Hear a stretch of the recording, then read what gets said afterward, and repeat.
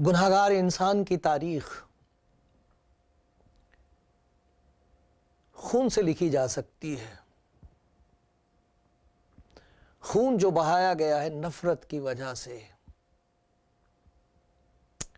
नफरत का खून, जुल्म का खून, तशद्दुद और जुल्म, अत्याचार का खून जो लालच की वजह से, इख्तियार के भूख और प्यास की वजह से बहाया गया है।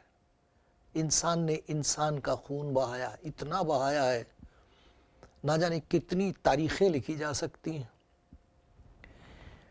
लेकिन इस दुनिया में हर ज़माने में लोग हुए हैं जिनके दिल में खुदा के लिए भूख और प्यास रही है, खुदा की तलाश की है। ऐसे लोग बेशुमार हैं, हुए हैं, होते रहेंगे, आज हैं। और उनकी तारीख एक और किस्म के खून से भी लिखी जा सकती है। उनकी भूख और प्यास की तारीख वो भी खून से लिखी जा सकती है, क्योंकि इंसान ने इसलिए बहुत कुर्बानियां चढ़ाई हैं, तरह तरह की कुर्बानियां चढ़ाई हैं, खून बहाया है जानवरों का, बाज़ हालतों में इंसान का, कि किसी तरीके से उस खून के वसीले से उनकी आत्मा धुल जाए, रूह धुल जाए और किसी तरह वो खुदा की नज़दीकी कुर्बत हासिल कर सकें। ये खून एक और खून का अक्स है जिसका जिक्र बाइबल में है, और बाइबल में शुरू से लेकर, पहली किताब से लेकर आखिरी किताब तक उस खून का जिक्र है।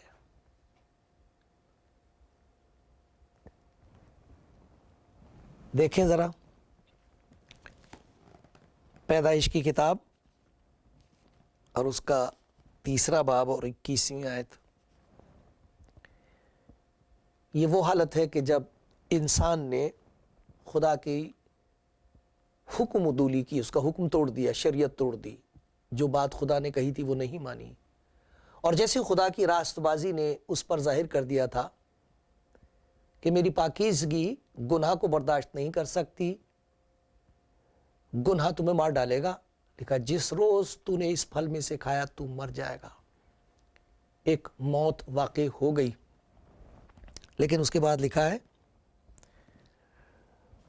उन्होंने महसूस किया, आदम और हवा ने, पहले आदमी ने और पहली, वो हमारा आदम बाप था और हमारी माँ थी हवा, उन्होंने इस बात को महसूस किया। पहली बात लिखा है कि वो डरे, एक डर पैदा हो गया, ये मौत का निशान है।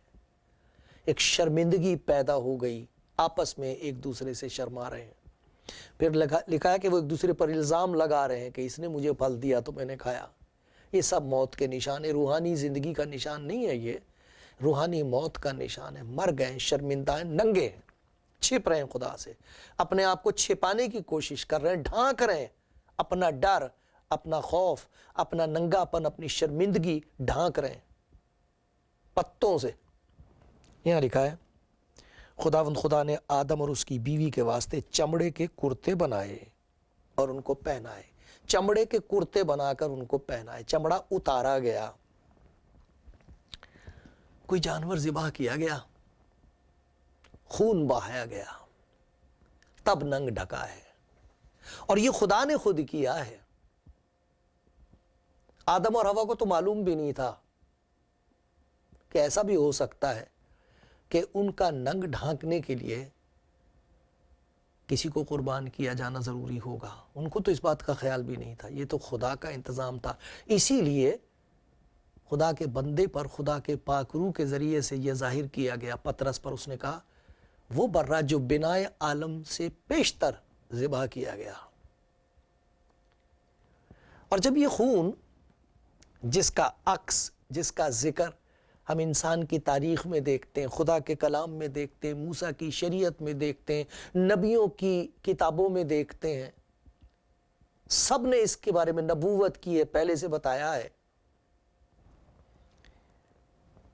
جب ہم اس کو دیکھتے ہیں تو پھر سمجھ میں آتا ہے کہ صلیب پر کیا ہوا تھا۔ اور پہلا کرنتھیوں اس کا پہلا باب اور 18ویں آیت میں ایسا لکھا ہے، کیونکہ صلیب کا پیغام ہلاک ہونے والوں کے نزدیک تو بے وقوفی ہے، مگر ہم نجات پانے والوں کے نزدیک خدا کی قدرت ہے۔ صلیب کا ایک پیغام بتایا گیا ہے، یہ کوئی دکھ کی خبر نہیں جس کی وجہ سے ہمیں ماتم کرنا چاہیے، رونا چاہیے، افسوس کرنا چاہیے۔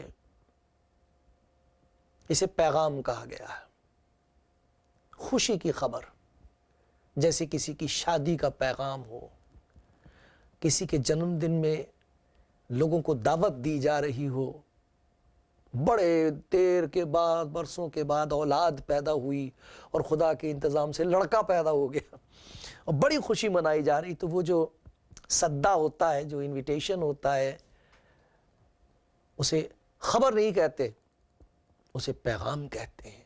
صلیب ایک پیغام ہے، اور یہ پیغام انسان کی طرف سے نہیں ہے، یہ انسان کا کام نہیں ہے، یہ خدا کا کام ہے۔ اس کا کلام جس کے وسیلے سے اس نے سب کچھ پیدا ہوا ہے، کیا ہے اور ہو گیا ہے سب کچھ، وہی کلام جسم میں ظاہر ہوا ہے اس مقصد کے لیے جس کی انسان کو ضرورت ہے،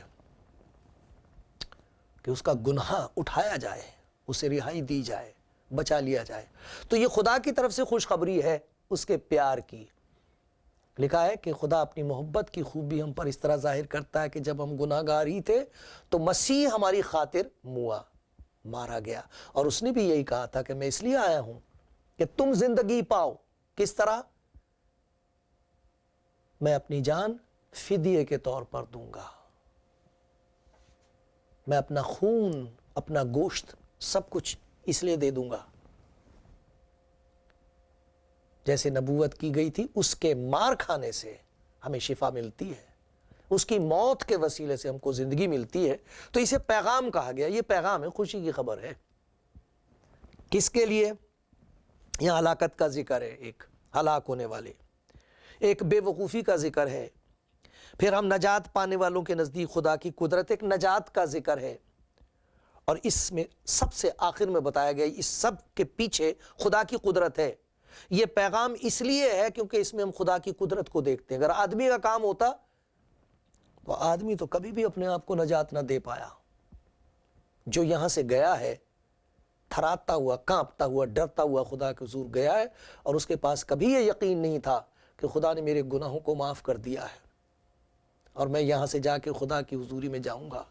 یہ انسان کے پاس نہیں ہوتا، یہ یقین ہے نہیں، نجات کا یقین نہیں ہے، گناہوں کی معافی کا یقین نہیں ہے۔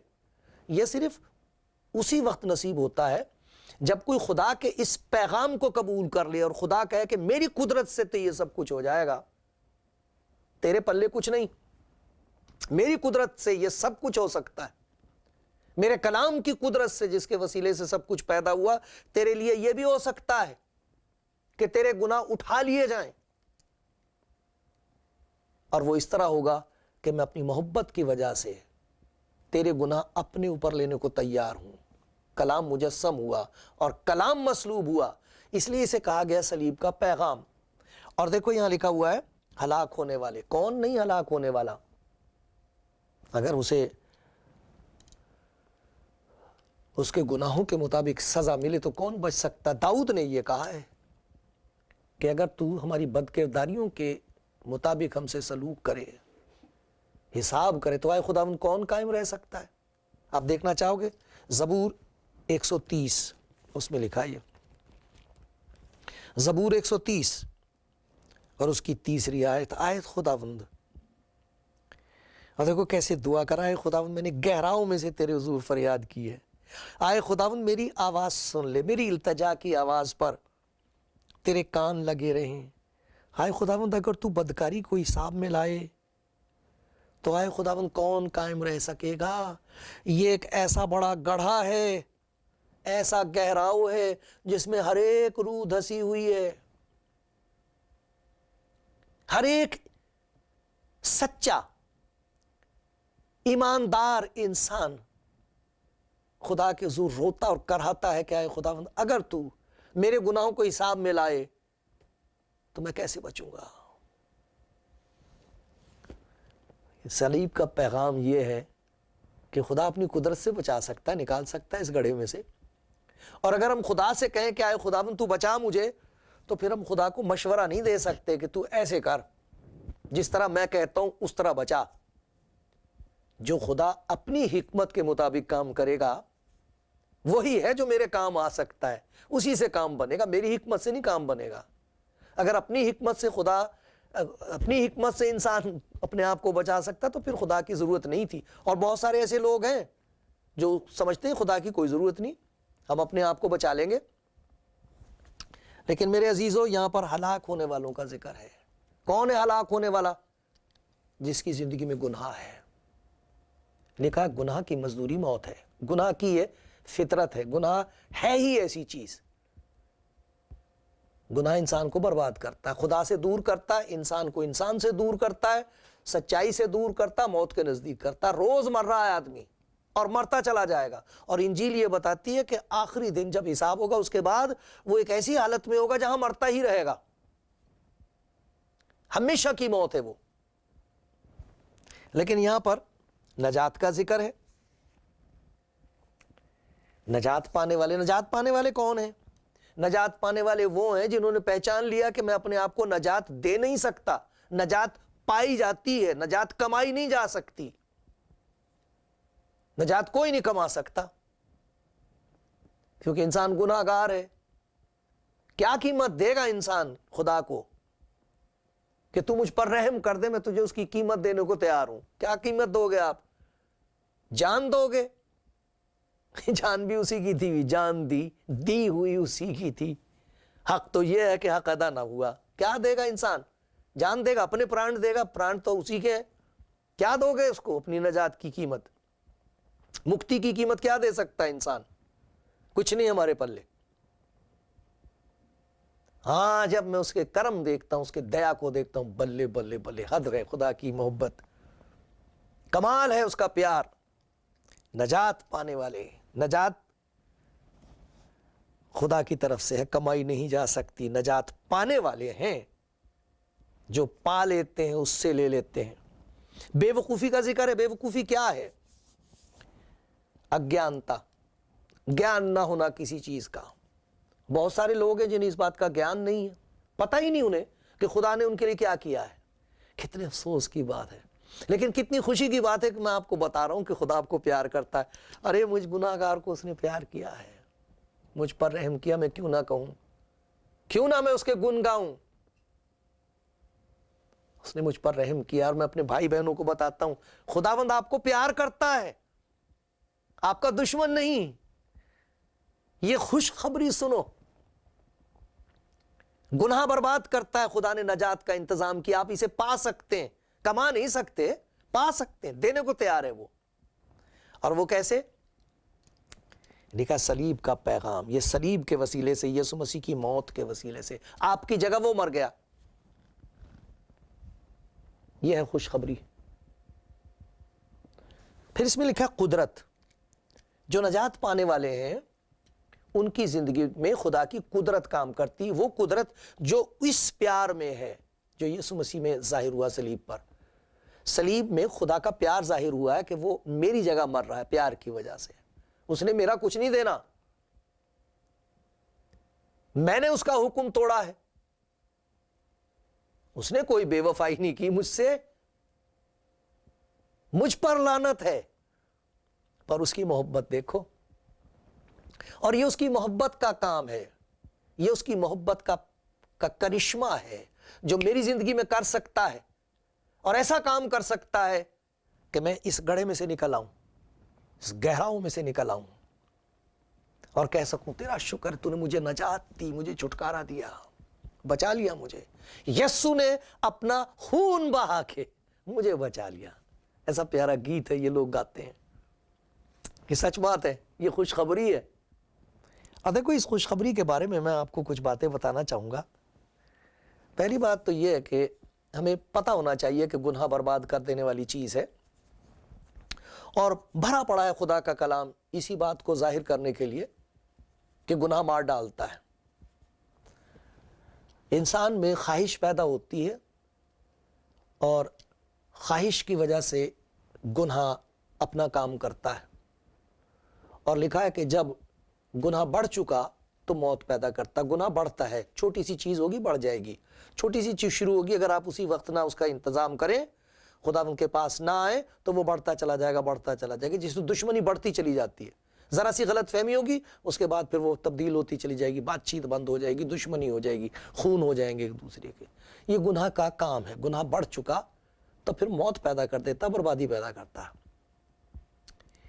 خدا یسوع مسیح نے اپنے کلام میں بتایا کہ یہ غلامی ہے جس سے چھٹکارے کی ضرورت ہے. جو گناہ کرتا ہے وہ گناہ کا غلام ہے. جو لوگ اس کے سننے والے تھے وہ کہنے لگے کہ ہم تو کبھی کسی کے غلام نہیں رہے. وہ سیاسی غلامی کا خیال کر رہے تھے.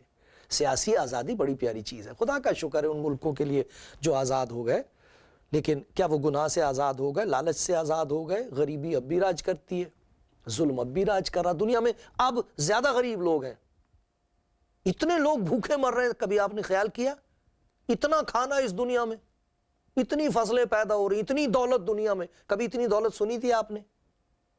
کبھی آپ کے پاس جو دولت مند میرے بھائی ہیں، کبھی بزرگوں کے پاس بھی اتنی دولت تھی؟ شاید ہوگا کوئی کہے گا جی میرے بزرگ تو بادشاہ تھے، راجا تھے، فلانی اسٹیٹ کے یا نواب تھے، ہوگا، لیکن سارے تو نہیں کہہ سکتے. جو ہمارے بزرگوں نے کبھی چیزیں دیکھی نہیں تھی وہ آج ہمیں میسر ہیں. پیدل چلنے والے آج کاروں میں گھومتے. لیکن آپ کو معلوم ہے کتنی زیادہ غریبی بڑھ گئی ہے، بھوک کتنی بڑھ گئی، لوگ کتنے بھوکے مر رہے ہیں، کتنے بچے بیچے جا رہے ہیں، کتنی چھوٹی چھوٹی معصوم بیٹیوں کو ہماری طوائف بنا بنا کے بیچا جا رہا ہے. بڑھ رہا ہے گناہ اور اس سے موت پیدا ہوتی ہے.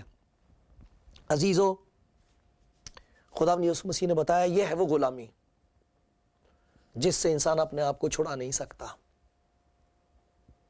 سیاسی آزادی مل سکتی ہے، بہت سارے لوگوں کو کہتے ہیں کہ جی اکنامک حالت اچھی ہو جائے، معاشرتی حالت اچھی ہو جائے، یہ سب ٹھیک ہے، علم بڑھ جائے. پہلے جاہل چور ہوا کرتے تھے، اب عالم چور ہو گئے. اتنا ہی فرق ہوا، چوری تو چوری رہی، چور تو اب بھی ہیں لوگ، بلکہ اور بھی خطرناک. کے پہلے تو پکڑ لیے جاتے تھے، بیچارے جاہل ہوتے تھے. اب اتنے پڑھے لکھے لوگ ہیں کہ ایک ملک کا آدمی بیٹھا اٹھا کمپیوٹر سے دوسرے ملک کے آدمی کا پیسہ چرا لے گا. اب کسے پکڑتے پھرو گے؟ بڑی دیر لگ جاتی، بہت پیسہ لگتا، پھر بعد میں بتاتے انہیں پکڑ لیا. بہت سے ایسے لوگ ہیں جو کبھی بھی پکڑے نہیں جائیں گے، خدا ہی پکڑے گا انہیں. یہ ہے وہ غلامی گناہ کی جس کی وجہ سے سخت انسان پریشان ہے اور تباہ ہے. لیکن اس غلامی سے بچایا جا سکتا ہے، خدا بچاتا ہے. اس غلامی سے انسان کو آزاد کرتا ہے. اس کا حل خداوند یسوع مسیح میں ہے، اس کی محبت میں ہے، اس کے پیار میں ہے. اس سے رہائی جب خدا دیتا ہے تو میں پڑھنا چاہتا ہوں خدا کے کلام میں سے وہ رہائی کیا ہے. غلطیوں کا خط دیکھو، پہلا باب اور اس کی 4 آیت، غلطیوں کا خط نئے عہد نامے میں ہے، اور اس کا 1 باب اور اس کی 4 آیت. اور ہم یہ دیکھیں گے کہ یہ خداوند یسوع مسیح کی محبت جو صلیب میں ظاہر ہوئی ہے، خدا کی محبت، اس محبت کا زور دیکھو، اس کی قوت دیکھو. ظلم سے نہیں آدمی تبدیل ہوتا، کوئی کر کے دیکھ لیا لوگوں نے، کبھی ظلم سے نہیں کوئی بات. سچے طور پر کوئی آپ کے ظلم کی وجہ سے آپ کی قدر نہیں کرتا. اگر جیت ہوتی ہے تو وہ پیار میں ہی ہے جو خدا نے یسوع مسیح کی صلیب میں ظاہر کی ہے. ظلم سے نہیں کبھی کوئی کسی کو فتح کر سکا. ملک فتح ہو سکتے ہیں، دل فتح نہیں ہو سکتے. یہاں دیکھو خدا کی محبت کی تاثیر اور اس کی قوت. اسی نے ہمارے گناہوں کے لیے اپنے آپ کو دے دیا تاکہ ہمارے خدا اور باپ کی مرضی کے موافق ہمیں اس موجودہ خراب جان سے خلاصی بخشے. اس کی تمجید عبدالآباد ہوتی رہے. وہی ہے تعریف کے قابل، وہی ہے تمجید کے قابل، وہی ہے جس کی بڑائی اور پرشنسا ہونی چاہیے، کیونکہ وہی ہے جس نے یہ کام کیا ہے. یہ اس کی محبت کا اثر ہے کہ کوئی آدمی یسوع مسیح کے پاس آ کر اس کی محبت کی وجہ سے جو صلیب پر خون بہا کے اس نے ظاہر کی ہے، اس محبت کا اثر ایسا ہو کہ وہ اس دنیا کی خرابی سے چھوٹ جائے، گندی باتوں سے چھوٹ جائے. پھر دیکھیے 6 باب اور 14 آیت، اسی غلطیوں کا خط اس کا 6 باب اور 14 آیت. اس میں یہ لکھا ہے، خدا نہ کرے کہ میں کسی چیز پر فخر کروں سوائے اپنے خداوند یسوع مسیح کی صلیب کے، جس سے دنیا میرے اعتبار سے مصلوب ہوئی اور میں دنیا کے اعتبار سے مصلوب ہو گیا. خدا نہ کرے. کہتا یہ وہ ہے جو یسوع مسیح کی صلیب کا دشمن تھا کسی وقت، یسوع مسیح کا اور اس کے لوگوں کا دشمن تھا. وہ کہہ رہا اب سمجھ میں آ گئی بات، اب میں واقف ہو گیا. اب تو یہ کہتا ہوں خدا نہ کرے کہ میں کسی اور چیز پر فخر کروں. اگر فخر کرنے کی کوئی چیز ہے، میری راست بازی نہیں، میری حکمت نہیں، میری دانائی نہیں، میری قوت نہیں، کوئی چیز فخر کے لائق نہیں. اگر فخر کے لائق ہے تو خدا کی وہ محبت ہے جو اس نے مجھ گناہ گار کے ساتھ ظاہر کی صلیب پر، جب وہ میرے گناہوں کو اپنے اوپر لے کر صلیب پر مر گیا. اور اس کا نتیجہ کیا ہوا؟ اس محبت نے مجھے مار ڈالا. وہ پرانا انسان مار ڈالا. وہ پولوس جو مسیح سے نفرت کرتا تھا مر گیا، جو لوگوں سے نفرت کرتا تھا مر گیا، جو قتل کرتا پھر رہا تھا وہ مر گیا. ایک نیا انسان مجھ میں پیدا ہو گیا. انسان اپنی قوت سے ایسا نہیں کر سکتا. انسان تو اپنے آپ کو نہیں پیدا کر سکتا. ایک بار یہاں دوسری پیدائش کا ذکر ہے، پھر سے پیدا کر دیا اس نے مجھے. پس اب جو مسیح یسوع میں ہے وہ نیا مخلوق ہے، پرانی چیزیں جاتی رہیں، دیکھو وہ سب نئی ہو گئیں. کیسے؟ صلیب کی قوت سے جو خدا کا پیار ہے، اس پیار کا چمتکار ہے یہ. پھر اور دیکھو کچھ لوگوں کا ذکر ہے خدا کے کلام میں، بڑی بھیڑ جسے کوئی شمار نہیں کر سکتا. اس مسیح کے خون کی قوت کا ذکر ہے. جیسے پہلی کتاب میں ہم نے پڑھا تھا کہ خون بہایا گیا تو ان کا ننگ ڈھک گیا، ڈر دور ہو گیا، پھر سے خدا کے پاس آنے لگے آدم اور حوا، پھر سے ایک دوسرے کو پیار کرنے لگے تو پھر اولاد پیدا ہوئی. پہلی کتاب میں اس پیار کا ذکر ہے، اس خون کا ذکر ہے. اور آخری کتاب میں دیکھو مکاشفہ کی کتاب 5واں باب، اور میں اس کے 5ویں باب کو پڑھوں گا. مکاشفہ کی کتاب اور اس کا 5واں باب. آپ کے پاس بائبل نہیں ہے تو کہیں سے بھی خرید سکتے ہو آپ. یہاں لکھا ہے، اور یہ ہونے والا ہے. کاش کہ اس دن آپ بھی ہوں، ہم سب اکٹھے ہوں وہاں. جو تخت پر بیٹھا تھا اس کے دہنے ہاتھ میں ایک کتاب دیکھی جو اندر اور باہر سے لکھی ہوئی تھی، اور اسے 7 مہریں لگا کر بند کیا گیا تھا. پھر میں نے ایک اور زوراور فرشتے کو بلند آواز سے یہ منادی کرتے دیکھا، کون اس کتاب کو کھولنے اور اس کی مہریں توڑنے کے لائق ہے؟ کوئی شخص آسمان پر یا زمین پر یا زمین کے نیچے اس کتاب کو کھولنے یا اس پر نظر کرنے کے قابل نہ نکلا. یہ وہ کتاب ہے جس میں انسان کے کام لکھے ہوئے ہیں. کون ہمت رکھتا ہے جو اسے ہاتھ لگائے؟ سب نے گناہ کیا ہے، سب جلال سے محروم ہیں. اور میں اس بات پر زار زار سے رونے لگا کہ کوئی اس کتاب کو کھولنے یا اس پر نظر کرنے کے لائق نہیں۔ انسان اس وقت روتا ہے جب اسے پتہ لگے کہ میں گناہ گار ہوں، اور اسے یہ پتہ لگے کہ اب میرا پوچھنے والا کوئی نہیں۔ تب ان بزرگوں میں سے ایک نے مجھ سے کہا مت رو، دیکھ یہودا کے قبیلے کا وہ ببر جو داؤد کی اصل سے ہے، اس کتاب اور اس کی 7 موروں کو کھولنے کے لیے غالب آیا ہے۔ یہ یسوع ہے جس نے کہا تھا نہ گھبراؤ، میں غالب آیا ہوں، میں نے جگت کو جیت لیا ہے۔ اور میں نے اس تخت اور چاروں جانداروں اور ان بزرگوں کے بیچ میں گویا ذبح کیا ہوا ایک برہ دیکھا، وہ برہ جو پہلے ذبح ہوا، جو موسیٰ کی شریعت میں ہوتا رہا ہے، ایک برہ کھڑا دیکھا۔ یہ وہ برہ ہے جس کی وجہ سے ابراہیم کا لڑکا، جس سے ساری امیدیں وابستہ تھیں، وہ بچ گیا اور یہ برہ مارا گیا۔ اس کے 7 سینگ اور 7 آنکھیں تھیں۔ یہ خدا کی 7 روحیں ہیں جو تمام روحیں زمین پر بھیجی گئی ہیں۔ اس نے آ کر تخت پر بیٹھے ہوئے کے دہنے ہاتھ سے اس کتاب کو لے لیا۔ جب اس نے کتاب لے لی تو وہ چاروں جاندار اور 24 بزرگ اس برے کے سامنے گر پڑے، اور ہر ایک کے ہاتھ میں بربط اور عود سے بھرے ہوئے سونے کے پیالے تھے۔ یہ مقدسوں کی دعائیں ہیں، اور یہ وہ نیا گیت گانے لگے کہ تو ہی اس کتاب کو کھولنے اور اس کی مہروں کے کھولنے کے لائق ہے، کیونکہ تو نے ذبح ہو کر اپنے خون سے ہر قبیلے اور اہل زبان اور امت اور قوم میں سے خدا کے واسطے لوگوں کو خرید لیا، اور ان کو ہمارے خدا کے لیے ایک بادشاہی اور کاہن بنا دیا، اور وہ زمین پر بادشاہی کرتے ہیں۔ جب میں نے نگاہ کی تو اس تخت اور ان جانداروں اور بزرگوں کے گرد گرد بہت فرشتوں کی آواز سنی، جن کا شمار لاکھوں اور کروڑوں میں تھا، اور وہ بلند آواز سے کہتے تھے ذبح کیا ہوا برہ ہی قدرت اور دولت اور حکمت اور طاقت اور عزت اور تمجید اور حمد کے لائق ہے۔ پھر میں نے سمندر کی سب مخلوقات یعنی سب چیزوں کو جو ان میں یہ کہتے سنا، جو تخت پر بیٹھا ہے اس کی اور برے کی حمد اور عزت اور تمجید اور سلطنت عبدالآباد ہے۔ اور چاروں جانداروں نے آمین کہا، اور بزرگوں نے گر کر اس کو سجدہ کیا، اور میں اسے سجدہ کرتا ہوں، میں اسے سجدہ کرتا ہوں، اس خدا کے کلام کو جس کے لیے لکھا ابتدا میں خدا کا کلام تھا، ابتدا میں کلام تھا، کلام خدا کے ساتھ تھا، کلام خدا تھا، کلام مجسم ہوا، کلام مصلوب ہوا، اور دیکھو اس کی قدرت۔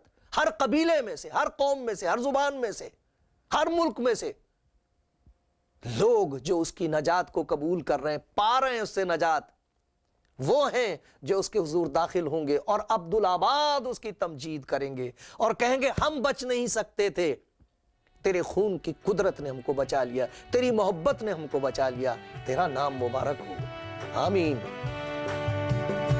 اے مسیحا تیرے در پہ آیا ہوں میں، تیری رحمت پہ ایمان لایا ہوں میں۔